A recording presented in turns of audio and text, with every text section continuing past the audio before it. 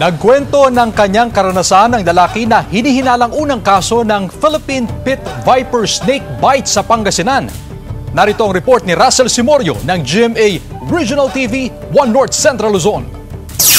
Himala kung ituring ng 45 anyo sa si Samuel Guzman ang pagkakaligtas niya matapos matuklaw ng Philippine Pit Viper Snake, isa sa mga species ng ahas sa bansa na makamandag. Kwento ni Samuel, habang nag-aayos ng kubo noong August 11 sa Barangay Lawag, Aguilar, Pangasinan, nagulat siya sa nakitang kulay berdeng ahas.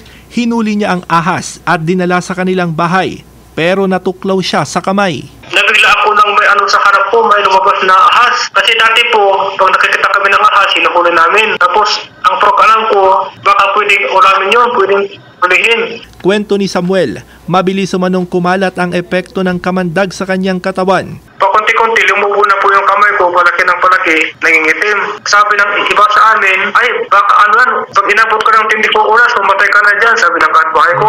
Sa social media post ng Region 1 Medical Center, kung saan dinala si Samuel, sinabi nitong ito ang unang kaso ng Philippine Pit Viper Snake Bite sa ospital. Biniberipika na ito ng Pangasinan Provincial Health Office. Nagkaroon ng interdisciplinary collaboration ang iba't ibang medical unit ng ospital para sa mabilis na recovery ng biktima. Ayon sa PHO, maaring masawi ang isang tao sa loob lamang ng ilang minuto sa kamandag ng ahas. Very important na ma-identify ng victim, ano po yung snake na nakasagat po sa kanya kasi malaki po ang